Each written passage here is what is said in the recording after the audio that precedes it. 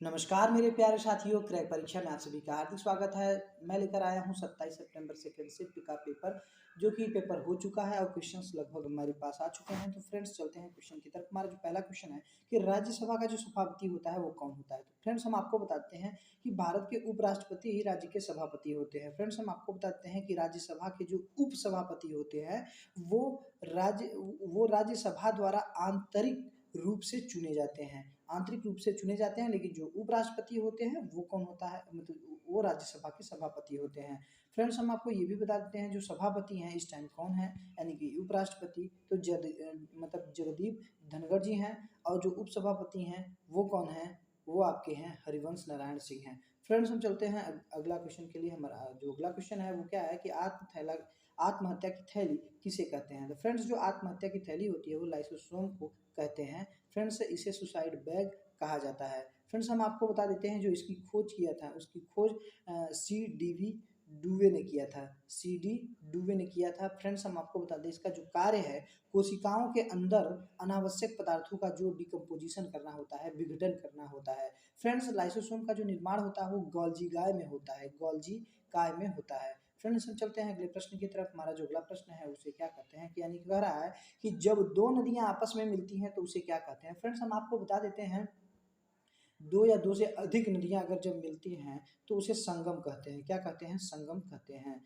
संगम कहते हैं। और वो नदी मतलब कि किस नाम से जानी जाती है, यानी कि जो नदी छोटी नदी होती है या फिर जो नदी अपनी धारा नहीं मोड़ती है, बाकी जो नदियां होती है वो धारा मोड़ देती है, उसी के नाम से आगे वो जाना जाता है।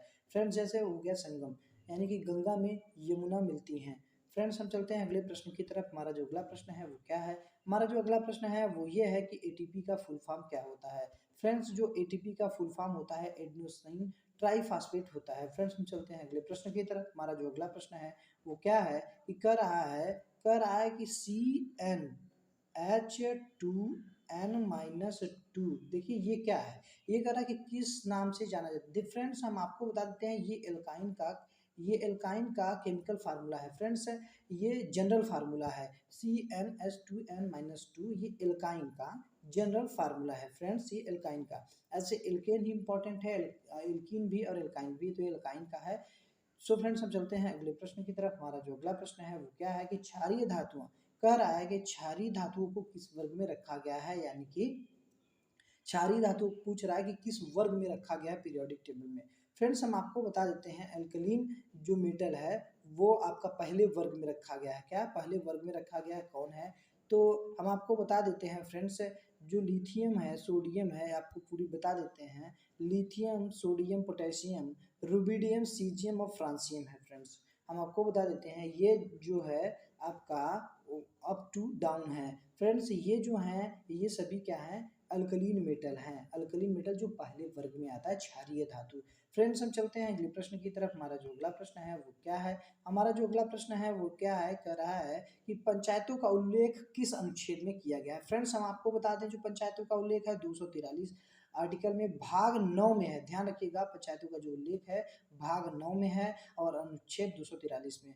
फ्रेंड्स हम आपको बता देते हैं 243 के जितने भी मतलब कि अनुच्छेद हैं ABCDE उनको हम बताते हैं। फ्रेंड्स देखिए जो अनुच्छेद ए है यानी 243A है वो ग्राम सभा में वर्णित है, और अनुच्छेद 243B जो है वो ग्राम पंचायतों का गठन है। फ्रेंड्स हम आपको बता देते हैं, देखिए यही में घुमा घुमा के ग्राम पंचायत से बहुत आ रहा है क्वेश्चन। तो जो अनुच्छेद 243C है पंचायतों की संरचना है, 243E जो है वो पंचायतों की अवधि है यानी टाइम पीरियड है, और अनुच्छेद 243F जो है सदस्यता के लिए अयोग्यताएं हैं। फ्रेंड्स हम आपको बता देते हैं एक और बचा है यानी कि 243K है, वो क्या है, पंचायतों के लिए निर्वाचन है। फ्रेंड्स हम चलते हैं अगले प्रश्न की तरफ। हमारा जो अगला प्रश्न है वो क्या है, हमारा जो अगला प्रश्न है वो ये है कि एनी बेसेंट और बाल गंगाधर तिलक ने होम रूल लीग की स्थापना कब किए थे। फ्रेंड्स हम आपको बता दें कि 1915 ईस्वी से 1916 ईस्वी के मध्य दो होम रूल लीगों की स्थापना की गई, Pune home rule league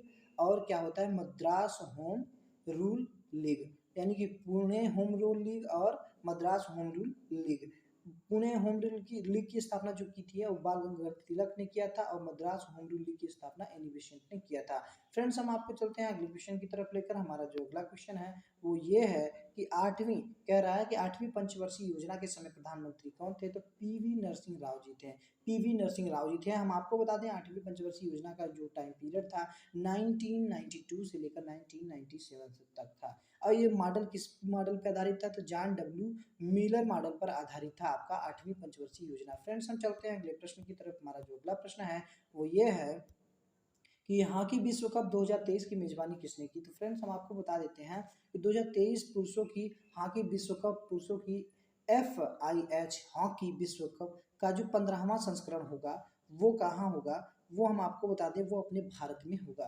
friends हम आपको बता दें वो भारत में होगा। जो अंतर्राष्ट्रीय हॉकी महासंघ द्वारा आयोजित विश्व चैंपियनशिप है यह भुवनेश्वर के कलिंग स्टेडियम और राउरकेला में बीजू पटनायक हॉकी स्टेडियम में क्या होगा कि आयोजित किया जाएगा। फ्रेंड्स हम चलते हैं अगले प्रश्न की तरफ। हमारा जो अगला प्रश्न है वो ये है कि इलायची की पहाड़ी किस राज्य में स्थित है। फ्रेंड्स इलायची की जो पहाड़ी है दक्षिण पूर्वी केरल में स्थित है। इलायची पहाड़ी क्षेत्र में चाय, कॉफी, सागौन, बांस के साथ साथ इलायची के उत्पादन के लिए भी ये प्रसिद्ध है।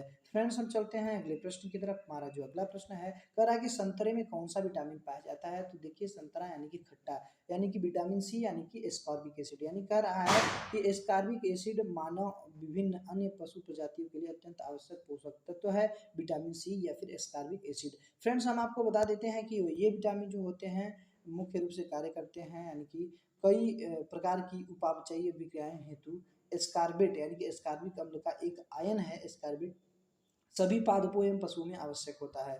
फ्रेंड्स हम आपको बता देते हैं कि विटामिन जो की खोज किया था वो 1912 में वो काश्मीर फंक नाम के एक बायोकेमिस्ट ने की थी, यानी कि फंक ने किया था।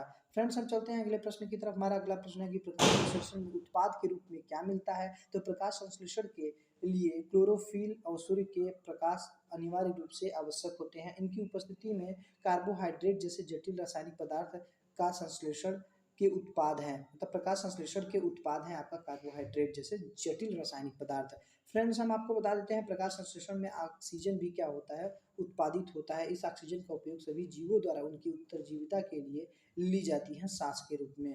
फ्रेंड्स हम आपको बता देते हैं क्वेश्चन समाप्त हो गए हैं। फ्रेंड्स अगर वीडियो अच्छी लगे तो लाइक कीजिए, सब्सक्राइब कीजिए और बेल आइकन को दबाना ना भूलिएगा। फ्रेंड्स हम मिलते हैं नेक्स्ट वीडियो में। जय हिंद।